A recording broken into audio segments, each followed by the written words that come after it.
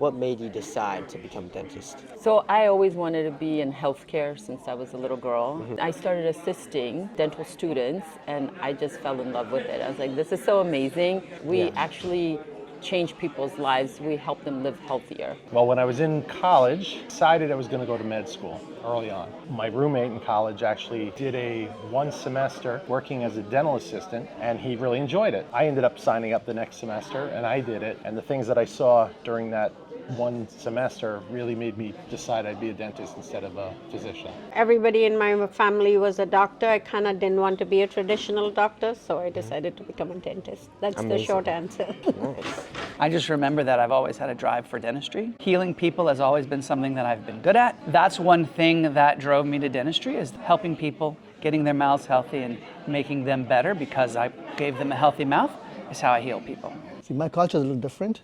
I'm Indian. When you come from India, especially from south of India, you don't get a choice of what you want to become. My parents already chose that I have to either be a dentist or an engineer, and I was thrown into dentistry, so that's why I became a doctor. But as a matter of fact, once I became a dentist, I've enjoyed every single minute of it. It's been the best in my life. I always wanted to be in medicine. I wanted to be a plastic surgeon. Had some issues, personal, didn't work out, so I decided to become a dentist. Nice. But I didn't stop there. I'm a specialist. I'm a periodontist. I love helping people.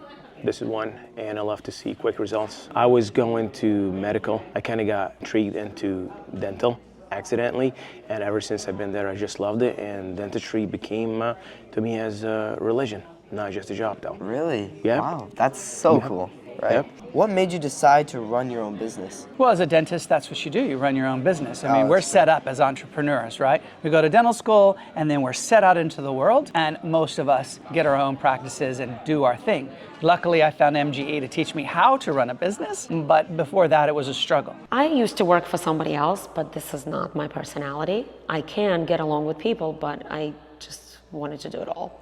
I worked for somebody and I did it a certain way and he didn't just like it. It didn't take me too long. I realized that I probably am not going to be a good fit as an employee. I knew right off the bat I need to do something different. So I said, you know what, let's not just be working for someone. Let me just be my own boss. And that was the best thing I ever did. I did not want to have a boss. I disliked having a boss, so I wanted to be my own boss. Honestly, when I graduated from dental school in '92, there really weren't a lot of options for you. You either became an associate and worked for someone else, or you had to kind of go out on your own and sort of learn how to run your own business. How has your experience at MGE helped you in what you do? Well, what MGE teaches you is business and management of any business. This is not something that a dentist ever gets to learn from dental school. I think that's truly where it really helped me. When I came here, I did nothing. Like, I was average dentist, but today, I don't know, it's a different game for me altogether. MGE grew me so much. I learned so much over here, maybe 10 times as much as I learned in school, though. See other dentists, other people that like-minded and all going through the same path.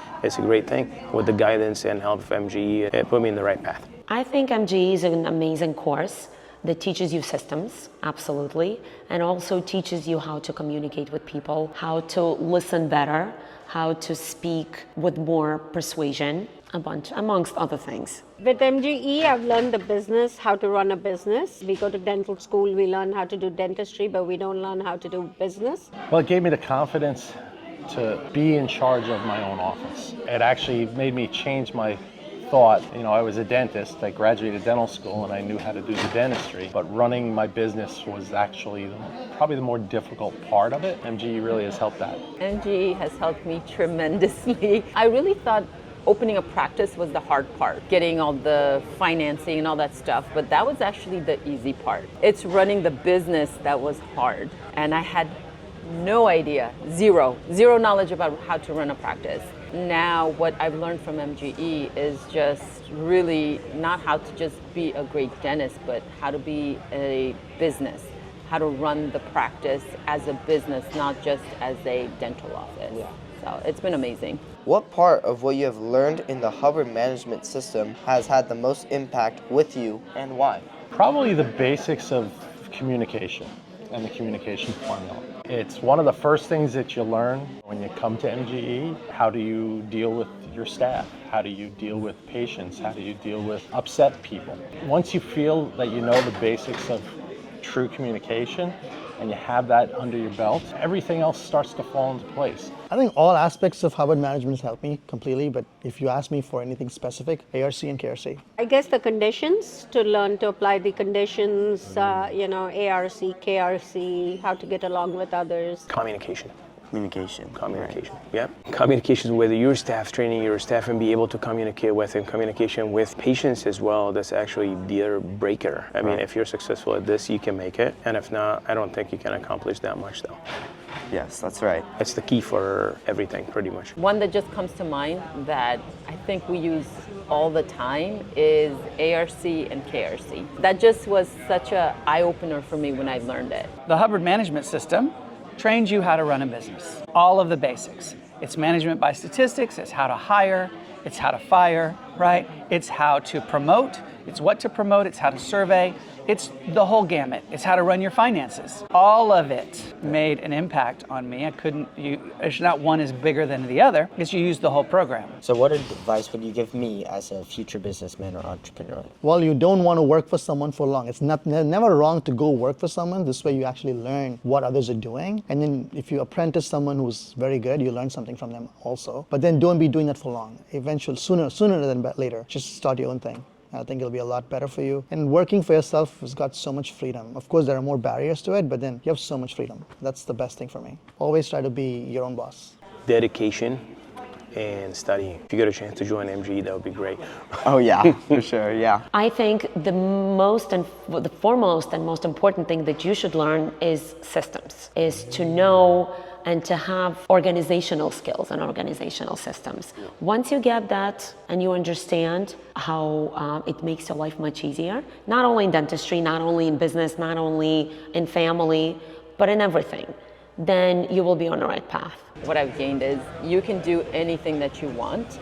You just have to want it and do it. You need the admin technology, right? So everything that you learn in school, in our standard schools, they're not going to teach you how to run a business. If you have the drive and the ambition to be an entrepreneur and run a business, you first have to have a great idea. You have to survey that idea and find out if that's what people want. And you have to give people what they want. It's all Hubbard management. Learn the Hubbard management system, right? Take the training and then follow your dream, whatever you want to do. Find out what you love, what you have a passion for, and I was told a long time ago when I was a kid that follow your passion, don't follow money. Money will follow your passion. It turned out to be true for me. If you love it, every day is a great day at work. It doesn't feel like work. Be true to yourself. Always want to learn. I mean, one of the things that I see that some people think that they know everything. If you get stuck in that mold where I know everything, then you don't leave yourself open to learning what's next. I actually wish I knew how the basics of running a business before finishing dental school. Really? Yeah, they do not teach that at all in dental school. When you get older, you never regret the things that you did and made a mistake on. You usually regret the things you didn't try. Right. Yeah. That's like you see a girl and you say, if you're at a dance for school and you go, I should go ask her to dance, right? Well, you could go ask her to dance. She could say no, and that would stink. But at least you did it. Right. If you left that night and you never asked her, you're going to regret that. You won't regret asking and her saying no. Yeah. You'll regret not taking the shot. Right. So to speak. Right. So, yeah. It's the same in everything in life. Yeah. So true. What is your name? Sabri. Wilberg. Awesome. What is your position in MGE? At MGE, I am the Deputy Chief Operating Officer, but I'm also the owner of multiple businesses. Fantastic. What do you like most about working at MGE? Working at MGE. Is this a trick question? What I like most about working at MGE is my ability to help people, right? That is what I enjoy the most when I see clients come in. Not that at the end of it, they're making money, right? Because they are making money at the end of it, but that's not what they thank us for. They thank us at the end of it because they're happy. Yeah. And that to me is far more important than money. Yeah. That's great. Yeah. What is your position responsible for? Responsible for the day-to-day production and operations of MGE. So the production out of each area of MGE and the actual quality of the product we deliver. and the income I see that we make. Nice. Can you give me a story about one of your favorite clients and how do you help them in their business? Oof. I don't think I have a favorite because everybody's my new favorite, right? I'm a bit of a sap, right? Like, you know, I get attached to clients. Yeah. So I don't actually have a favorite, but like I was saying earlier, I get really attached to these guys. And very often after they finish the program, because a program does have a definitive end to the program. It's not a lifetime consulting program. It's like they get through their training and they demonstrate to us that they can apply that competently by building their businesses. And that's the end of the program. We're done with it. But what I like about it most, and in all those stories, you're asking for one, but in all those stories, is through that journey, we actually become friends. And for years afterwards, sometimes I've been here 35 years. So sometimes, 30 years later, we're still talking. We're still hanging out. Or I mean, I go on vacation with some of them. They became good friends. So Fantastic. my favorite. Super. Okay, so what advice could you give me for in business as like an entrepreneur? If you want to start a business, what advice I would give you? The most important thing that I found in business are the people that you know, the communication lines that you forge, right? Because when you want to be successful in a business, regardless of what your product is, you have to be able to sell that product to somebody. If you want to make money in business, you have to be able to sell. Yeah. So you need a good product, you need people to sell to. And the lines that you forge with people will give you the lines that you need to sell to. Yeah. Right? So to me, who you know, does that make sense? Yeah. In other words, if I'm going to start a business, I'm not going to start a business in, for example, I'm not going to sell bread because I have no lines in that field. I don't know anything about bread. I don't know anybody who's a baker. I don't know anybody who has lines to people that want bread. Yeah. I would buy my bread, right? Not that it would even taste good at this point, right? Yeah. But that's not the business I would start, right? But if I were to start a business, like, for example, one of the businesses we started for the staff of MGE was a buying group, right? That makes good money. Now, why did we start a buying group? Well, first of all, it helped the clients. It was a worthwhile service. They end up saving a lot of money on all the things that they buy on a day-to-day basis.